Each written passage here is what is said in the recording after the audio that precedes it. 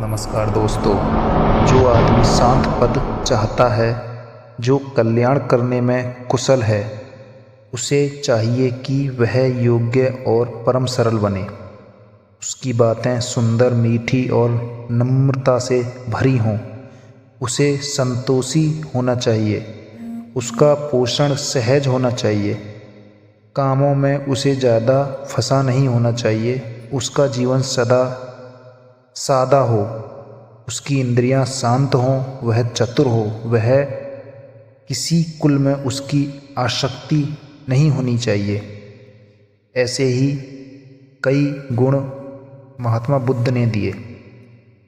तो दोस्तों, आपको महात्मा बुद्ध की छोटी छोटी कहानियों पर लेकर चलते हैं, जिनसे आपको बहुत अच्छी सीख मिलेगी। नम्रता। बुद्ध ने बताया कि नम्रता कैसे प्राप्त करें, क्या नम्रता है, उसको प्राप्त करने का क्या सिद्धांत है। बुद्ध ने सत्य की तलाश में लगे एक व्यक्ति से कहा, यदि तुम सचमुच सत्य की तलाश में लगे हो तो एक चीज़ का पता तुम्हें होना चाहिए जो सर्वोपरि है। हाँ, मुझे पता है, उसे प्राप्त करने की असीम लालसा उस व्यक्ति ने टोका। बुद्ध ने कहा, नहीं, अपनी गलती को स्वीकारने की क्षमता होनी चाहिए, वही नम्रता हो। फिर बुद्ध ने बताया, साधु कौन है। महात्मा बुद्ध के एक शिष्य पूर्ण ने उनसे धर्म की शिक्षा ली। शिक्षा पूरी करने के बाद उन्होंने उनसे एक राज्य में जाकर धर्म प्रचार करने की आज्ञा मांगी। असल में उस राज्य के लोग बहुत क्रूर और कठोर दिल के माने जाते थे। बुद्ध ने पूर्ण से पूछा, वे तुम्हें अपशब्द कहकर तुम्हारी निंदा करेंगे तो कैसे अनुभव करोगे। पूर्ण बोले, मैं उन्हें भला समझूंगा, क्योंकि उन्होंने थप्पड़ और घूंसों से प्रहार नहीं किया। बुद्ध बोले, थप्पड़ घूंसे मारकर आहत करें तो। फिर पूर्ण ने जवाब दिया, तो भी उन्हें सत्पुरुष ही मानूंगा, क्योंकि शस्त्र प्रहार नहीं किया। बुद्ध बोले, और यदि शस्त्र प्रहार करें तो। पूर्ण बोले, उन्हें सुहृदय ही समझूंगा, क्योंकि उन्होंने मुझे जान से नहीं मारा। बुद्ध ने फिर पूछा, तुम्हें जान से मार दें तो। फिर पूर्ण बोले, यदि वे दुखी रूपी संसार से मुझे मुक्ति दिला देंगे तो मुझ पर उपकार ही करेंगे।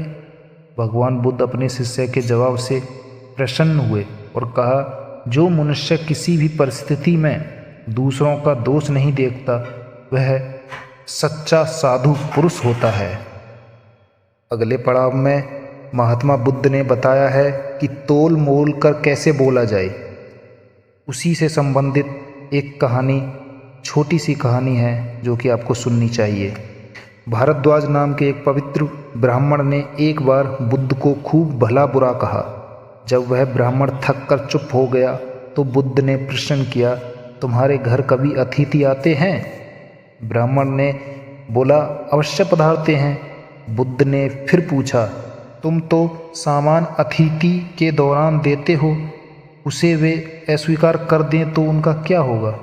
ब्राह्मण ने खिसखिसाकर बोला, वे वस्तुएं मेरे पास वापस आ जाएंगी। बुद्ध ने आगे पूछा, तुम्हारे द्वारा क्रोध में कहे गए शब्द यदि मैं अस्वीकार कर दूं तो वे कहाँ जाएंगी।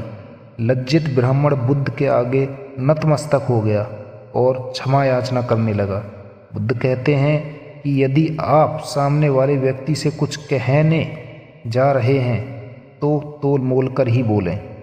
मतलब बुद्ध ने समझाया कि आप किसी भी व्यक्ति से कोई शब्द बोल रहे हो या गलत शब्द बोल रहे हो तो उसको सोच समझकर ही बोला जाए कि मैं क्या कह रहा हूँ, उसका बाद में क्या असर पड़ेगा मेरे जीवन पर।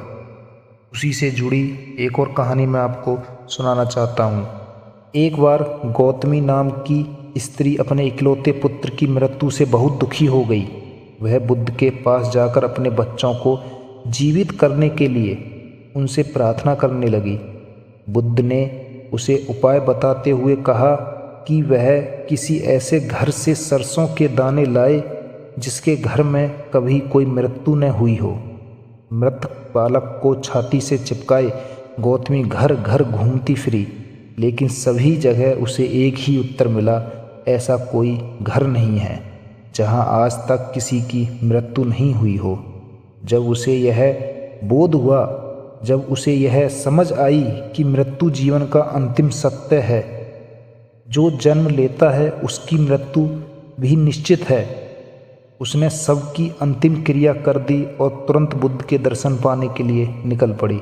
भगवान बुद्ध ने उसे मृत्यु का शोक करने के बजाय उस स्थिति का चिंतन करने का सुझाव दिया जिसमें पहुंचने पर जन्म ही न हो।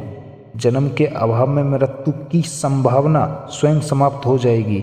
ज्ञान की बातें सुनकर गौतमी धन्य हो गई और गौतमी महात्मा बुद्ध के चरणों में समर्पित हो गई।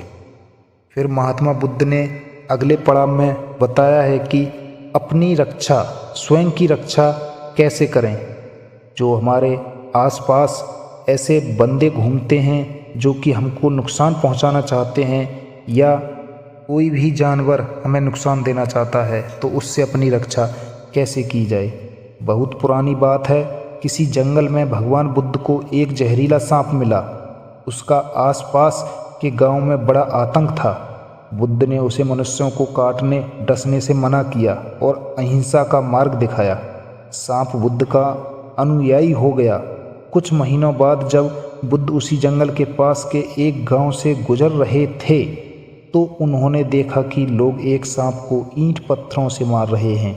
बुद्ध ने लोगों को उस सांप को मारने से रोका।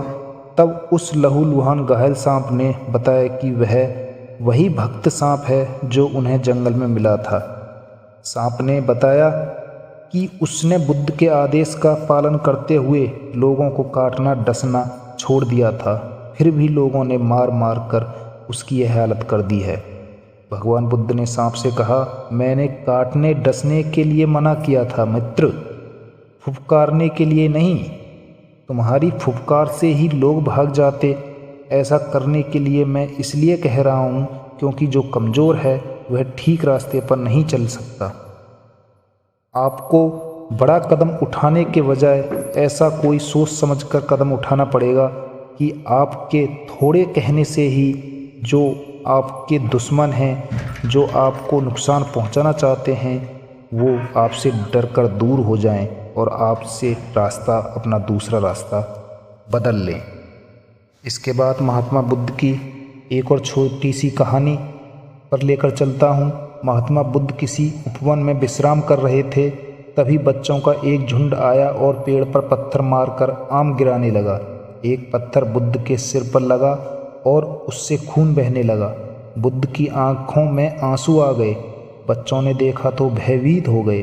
वह बच्चे डर गए। उन्हें लगा कि अब वह बुद्ध उन्हें भला बुरा कहेंगे, मारेंगे। बच्चों ने उनके चरण पकड़ लिए और उनसे क्षमा मांगने लगे। उनमें से एक ने कहा, हमसे भारी भूल हो गई, हमने आपको मारकर रुला दिया। इस पर बुद्ध ने कहा, बच्चों, मैं इसलिए दुखी हूँ कि तुमने आम के पेड़ पर पत्थर मारा तो पेड़ ने बदले में तुम्हें मीठे फल दिए, लेकिन मुझे मारने पर मैं तुम्हें केवल भय दे सकता हूँ। बच्चे समझ चुके थे और बुद्ध का यह ज्ञान प्राप्त करके वे धन्य हो गए। अगले पड़ाव में महात्मा बुद्ध ने बताया कि मन जो हमारा भटकता है, इधर उधर भटकता है, मन का जो मैल होता है, उसको दूर कैसे करें या उसको कैसे समझें। एक वृद्ध भिक्षु और एक युवा भिक्षु दोनों नदी किनारे से चले जा रहे थे। भिक्षु का मतलब होता है भीख मांगने वाले। तभी उन्होंने देखा कि एक युवती नदी में डूब रही है और बचाओ बचाओ की आवाज़ लगा रही है। वह अपने बचाव के लिए मदद मांग रही थी। वह युवा भिखारी तुरंत नदी में कूदा और युवती को नदी से बाहर निकाल लाया। इस तरह से उसने उस युवती को बचा लिया। इतने में बूढ़ा भिखारी गर्म हो गए और बोले, अरे तुमने उस महिला को छू लिया, अब मैं तुम्हें बुद्ध से कहूँगा और तुम्हें दंड दिलवाऊँगा। दोनों बुद्ध के सामने पहुँचे। वृद्ध भिक्षु ने कहा हे महात्मा, इसको दंड मिलना चाहिए। बुद्ध ने पूछा, क्यों? बूढ़ा भिखारी बोला, इस बात का कि इसने युवती को उठाकर नदी से बाहर रखा, इसने उसे छू लिया, इसका ब्रह्मचर्य नहीं रहा, इसलिए इसे सजा मिलनी चाहिए। बुद्ध ने कहा, इसने तो उस महिला को उठाकर वहाँ ही रख दिया, पर तुम तो उसे अपने मानस में उठाकर यहाँ तक ले आए। तुम्हारे मन में अभी भी वह है, तुम इतनी देर से उसे ढो रहे हो। इसने तो वहाँ रखा और भूल भी गया। सुनो, मैं तुम्हें परिणामों की निर्मलता के लिए यह 4 उपाय बताता हूँ। हमेशा मन को स्वस्थ रखना, दूसरों के बारे में मन को विकृत नहीं करना, इंद्रियों पर विजय प्राप्त करना चाहिए, अच्छी संगति में रहना चाहिए, भगवान की भक्ति प्रार्थना करना चाहिए। यही महात्मा बुद्ध ने उन दोनों भिक्षुओं को बताया। फिर आगे के पड़ाव में हम आपको बताएंगे कि महात्मा बुद्ध ने भगवान के बारे में बोला। भगवान कहाँ हैं? एक बार एक व्यक्ति भगवान बुद्ध के पास गया और ऐसे ही कहने लगा, मुझे भगवान में यकीन नहीं है। भगवान बुद्ध कहते हैं, ठीक है, तुम सही हो। यह सुनकर वह व्यक्ति खुशी से वापस चला गया। एक और व्यक्ति उनके पास आया और कहने लगा, भगवान है। वे फिर कहते हैं, ठीक है, तुम सही हो। अब एक तीसरा व्यक्ति उनके पास आता है और प्रार्थना भाव से बोला, कई लोग कहते हैं कि भगवान नहीं है। उनका तर्क सुनकर ऐसा ही लगता है, पर जब मैं संतों का प्रवचन सुनता हूँ तो लगता है कि भगवान है। अब मैं दुविधा में हूँ कि भगवान है या नहीं। मुझे भगवान का अनुभव तो नहीं है और मैं समझ नहीं पा रहा हूँ। कृपया आप मुझे बताएं। यह सुनकर महात्मा बुद्ध बोले, तुम यहाँ रुको। तुम्हारे मन में भगवान को लेके कोई धारणा नहीं है। हम दोनों एक साथ खोजते हैं, भगवान है या नहीं। अशांत मन कभी ईश्वर के करीब नहीं जा सकता। अशांत मन में ज्ञान भी नहीं उपजता है, और अगर कोई ज्ञान ऐसे मन में उपजता भी है तो वह सही नहीं होता। इसलिए मैं कहता हूँ, पहले शांत हो जाते हैं। तुम सही जगह आए हो, यही रास्ता है। भगवान के बारे में अपनी धारणाएं छोड़ दो। आंखें बंद करो और यह खोजो कि तुम कौन हो। क्या तुम यह शरीर हो? क्या तुम यह मन हो? क्या तुम विचार हो? मैं इन विचारों के परे भी कुछ हूँ। जब तुम यह अनुभव करते हो तो सत्य अपने आप ही उदय होने लगता है। महात्मा बुद्ध की ये बातें सुनकर वह तीसरा व्यक्ति समझ चुका था कि भगवान है या नहीं। उसकी ये जो दुविधा थी मन में, वह शांत हो गई और वह खुशी से वापस चला गया।